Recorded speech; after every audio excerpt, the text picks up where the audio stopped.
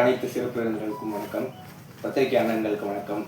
எனக்கு கொஞ்சம் நர்வஸாக தான் இருக்குது. என்னோடய ஃபர்ஸ்ட் டெபியூ ஃபில்ம் அது. Tamil sir, thank you. First of all I would like to thank Tamil sir. Tamil sir நானும் சேலம் ரோட்டில் நடந்துலாம் போன கதைலாம் இருக்குது. அது தனியாக படம் எடுக்கணும்னு நினைக்கிறேன். என்ன சொல்கிறதுன்னு தெரியல. பத்திரிகை நண்பர்களுக்கு தான் நான் லைக் நீங்கள் இது நல்ல கதை, நீங்கள் இதை மக்கள்கிட்ட கொண்டு போய் சேர்க்கணுங்கிறது நான் ஒரு அன்பான வேண்டுகோள். நீங்கள் தான் எனக்கு இது நல்ல கதை. ஒருத்தவங்க தோற்றத்தை பார்த்து எதுவும் முடிவு பண்ணக்கூடாது. நீங்கள் படத்தை பார்த்து தெரிஞ்சுக்கோங்க. I need all of your support. Thank you. சிறப்பு விருந்தினர்கள் திரு ராஜன் அண்ணார் அவர்களுக்கும், பேரரசு சார் அவர்களுக்கும், மோகன்ஜி சார் அவர்களுக்கும் மற்றும் மேடையில் அமர்ந்திருக்கக்கூடிய பெரியவர்கள் அனைவருக்கும் என்னுடைய முதற்கண் வணக்கத்தை தெரிவித்துக் கொள்கிறேன். ஒரு 10 வருஷத்துக்கு முன்னாடி இதே இடத்துல இந்த மேடையில் நான் ஏறி நின்று பேசியிருக்கேன். அப்போது அந்த மேடையில் திரு ரவிச்சந்திரன் இருந்தார். இன்னைக்கு அவர் பக்கத்தில் உட்காந்து இதை பேசக்கூடிய இந்த வாய்ப்பு எப்படி அமைஞ்சதுன்னு எனக்கே தெரியல. ஸோ தானாக அமைஞ்சிருச்சு. அதில் என்ன ஒரு பெரிய விஷயம்னு கேட்டிங்கன்னா, நான் மாசாணி அப்படிங்கிற ஒரு படத்தை பண்ணேன். ஸோ என்னுடைய கோ-டைரக்டராக என்னுடைய இணைஞ்சி அந்த படத்தினுடைய சக இயக்குனராக அவர் எல்ஜி ரவிச்சந்திரன் அவர்கள் அன்னைக்கு வந்தார். அப்போது 2 பேருமே நாங்கள் இந்த மேடையில் உட்காந்தோம். ஸோ அது எங்களுக்கு எனக்கு முதல் படம், அவருக்கு 2வது படம். இதில் என்ன ஒரு விஷயம்னு கேட்டிங்கன்னா, அப்போ பேசும்போது ஒரு சின்ன விஷயத்தை நான் சொன்னேன். இந்த கை இருக்குன்னா அதில் ஒரு 5 விரல் இருக்குது. இந்த 5 விரலுக்கும் ஒவ்வொரு தன்மை இருக்குது. இப்போ கட்டை விரல் ஒரு சிறப்பு வாய்ந்த விரல். ஏன்னா ஒரு சொத்து பத்திரம் ஏதாவது பதியணும் அல்லது வெற்றியை குறிக்கணும் அப்படின்னா கூட இந்த கட்டை விரலை நம்ம உயர்த்தி காட்டுவோம்.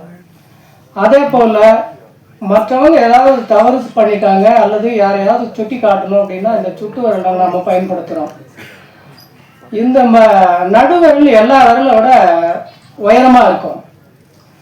இந்த மோதிர விரலுக்கு நம்ம தங்கம், வைரம் இதெல்லாம் போட்டு அலங்கரித்து அதை சிறப்புப்படுத்துகிறோம். இந்த சுண்டு விரலை யாருமே மதிக்கிறது இல்லை. எல்லாம் ஒரு சுண்டு விரல் மாதிரி அப்படின்னு சொல்லிட்டு ஒதுக்கிடுவாங்க. அந்த மாதிரி இந்த ஒரு உதாரணங்களை நான் சொன்னேன். அப்போ இந்த 5 விரலுக்குள்ள ஒரு போட்டி இருந்தது. அந்த 5 விரல்களும் இந்த சுண்டு விரலை பார்த்து கேலி செஞ்சது, இந்த 4 விரலும். ஆனால் அந்த சுண்டு விரல் சொன்னிச்சா, நீங்கள் எல்லாமே என்னதான் உனக்கு சொத்து பத்திரத்தை கை நாட்டு வைக்கிறதுக்கு உன்னை பயன்படுத்தினாலும், நீ மற்றவங்களை சுட்டி காட்டுறதுக்கு நீ ஆள் காட்டி விரலாக இருந்தாலும், எல்லாத்த விட உயரமாக இருக்கிற நடுவிரலாக இருந்தாலும், நகை மோதிரத்தை தங்கம் வைரம்னு நீ போட்டுக்கிட்டாலும் கூட, மற்ற யாராக இருந்தாலும், ஒரு அரசனாக இருந்தாலும் சரி அல்லது ஒரு பெரியவர்களாக இருந்தாலும் சரி, ஒரு தெய்வத்தையா போய் அவர் முன்னாடி நாம் நின்னாலும் சரி, அவங்கள இப்படி வணங்கும்போது நான் தான் முன்னாடி நிற்கிறேன், நீங்கள்லாம் என் பின்னாடி நிற்கிறீங்க அப்படின்னு சொல்லிட்டோம். இந்த கருத்தை நாங்கள் 2 பேரும் அப்படி நாங்கள் இங்கே நிற்கிறோம் அப்படின்னு நான் சொன்னேன் அன்னைக்கு. அதுபோல் தமிழ்ச்செல்வன் இன்னைக்கு உங்கள் முன்னாடி தொடர்ந்து ஒரு 5 படம் பண்ணிட்டு திரும்பவும் நிற்கிறார். அவருக்கு பின்னாடி எவ்வளோ பெரிய விஷயங்கள் நடந்திருந்தாலும், அவர் சின்ன ஒரு நபராக இருந்தாலும் கூட தொடர்ந்து முன்னாடி நிற்கிறார். அதுக்கு காரணம் என்னன்னா, அவருடைய விடாமுயற்சி. அந்த விடாமுயற்சி நிச்சயமாக வெற்றியை கொடுக்கும் அப்படிங்கிறது தான் ஒரு இயற்கையான ஒரு விஷயம். இன்னைக்கு அண்ணன் சொன்னார், சிறுபட இதெல்லாம் எங்களுக்கு யூனியன் எதுவுமே பண்ணலைங்களே அப்படின்லாம் சொல்லிட்டு அவர் ரொம்ப ஆதங்கமாக பேசினார். முயற்சி பண்ணுங்க யூனியன் எல்லாம் அப்படின்னு சொல்லிட்டு. இங்கே யூனியனோ மற்ற விஷயங்களோ இங்கே முயற்சி பண்ணுற விஷயங்கள் எல்லாம் இல்லை.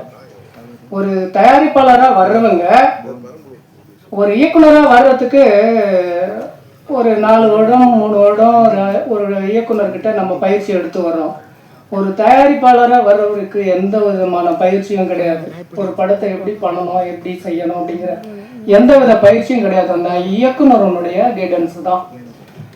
இதில் என்ன ஒரு விஷயம் கேட்டிங்கன்னா, ஒரு இயக்குனர் ஒரு படத்தை துவக்கும் போது ஒரு கதையை சொல்லும்போது அந்த கதையிலேயே வந்து ஒரு வெற்றி சாரம் இருக்கா அப்படிங்கிறத வந்து கண்டுபிடிக்கக்கூடிய ஒரு விஷயம் அந்த தயாரிப்பாளருக்கு நிச்சயமாக இருக்கும். அப்படி இருக்கக்கூடிய ஒரு பட்சத்தில் தான் ஒரு பெரிய முதலீடையே இங்கே வந்து தயாரிப்பாளர்கள் போடுறாங்க.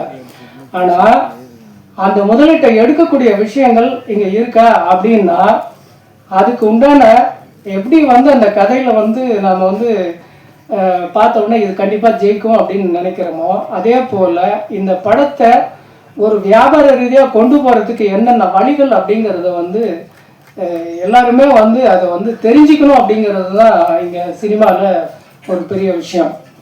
நான் வந்து ஒரு தயாரிப்பாளர், நான் கிட்டத்தட்ட ஒரு 10 வருஷம் ஆயிடுச்சு. ஆனால் இப்போ வந்து என்னுடைய சொந்த படம் ஒன்று எடுத்திருக்கேன், பெரிய தனமண்ணு, முடிகிற தருவாயில் இருக்குது. அதுக்கு இடையில் ஒரு தயாரிப்பாளர் வந்துட்டார். கில்லி மாப்பிள்ளைங்கிற படத்தை வந்து நான் எடுத்து முடிச்சிருக்கேன். அதுவும் புதுமுகம் தான், கதாநாயகன் கதாநாயகி புதுமுகம். மற்ற கேரக்டர்ஸ் எல்லாமே கமர்ஷியலாக பண்ணியிருக்கேன். பெரிய படங்களில் நடித்த நடிகர்களை நான் பயன்படுத்தியிருக்கேன். இதில் என்ன ஒரு விஷயம்னு கேட்டிங்கன்னா, இந்த படம் இந்த ஒரு 10 வருஷத்துக்கு அப்புறமா நான் பண்ணுறேன். இந்த 10 வருஷம் நான் விட்டுட்டேன். எம்ஜிஆர் சார் கூட ஒரு 4-5 படம் பண்ணிட்டார். என் கூட பண்ணவர் அவர் 5 படம் பண்ணிட்டார். ஆனால் நான் பண்ணும்போது என்கிட்ட வந்து ஒரு தயாரிப்பாளர் வர்றாரு அப்படின்னா அந்த தயாரிப்பாளர்கிட்ட ஒரே ஒரு விஷயம் தான் சொல்லுவேன், சார் ஃபஸ்ட்டு டைம் இப்போ நம்ம சந்திக்கிறோம். ஸோ ஃபஸ்ட்டு எனக்கு வந்துட்டு நீங்கள் ஒரு 100 ரூபாய் ஒரு காஃபி ஆர்டர் பண்ணியிருக்கீங்க.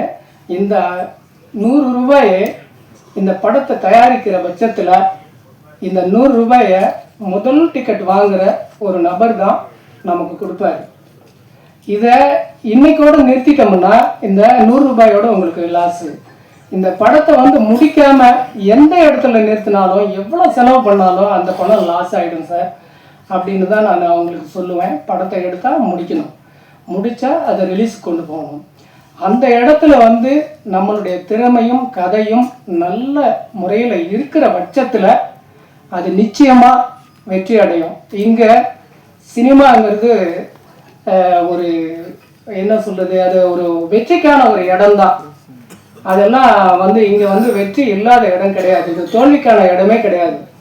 இங்கே வந்து மற்றவங்க விரும்புகிற மாதிரி பண்ணணும், மற்றவங்க விரும்பாத மாதிரி நம்ம பண்ணிட்டோம்னா அந்த இடம் வந்து நம்மளுக்கு தோல்வி தான் கிடைக்கும். அதனால ஒரு கதையை பண்ணும்போதும் அந்த படத்தை நேர்த்தியாக எடுக்கும்போதும் சரியான கண்டென்ட்டோட நல்ல விதமாக எடுத்தால் அந்த படம் நிச்சயமாக ஜெயிக்கும்.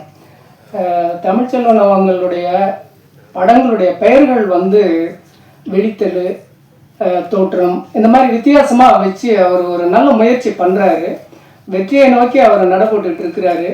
அவருக்கு பல சூழ்நிலைகள் இருந்திருக்கும். அந்த படத்தை வந்து வெற்றி படமாக அமைக்கணுங்கிற முயற்சி இருந்தாலும் கூட அவருக்கு ஒரு அந்த கதை அம்சங்களோ மற்ற விஷயங்களோ சீக்கிரமாக பண்ணுங்க அப்படின்னு சொல்லி அவசரப்படுத்துறதோ இந்த மாதிரியான விஷயங்கள் வந்து ஒரு பதட்டத்தை ஏற்படுத்தும் போது சில விஷயங்கள் போயிடும். படம் எடுக்கும்போது ரொம்ப பொறுமையாக நிதானமாக யோசித்து 15 நாளில் கதை பண்ணுன்னு எல்ஜிஆர் சொன்னார். நான் தயவு செஞ்சு கேட்டுக்கிறேன் அவரை, நீங்கள் 15 நாளெல்லாம் நீங்கள் கதை பண்ணக்கூடாது.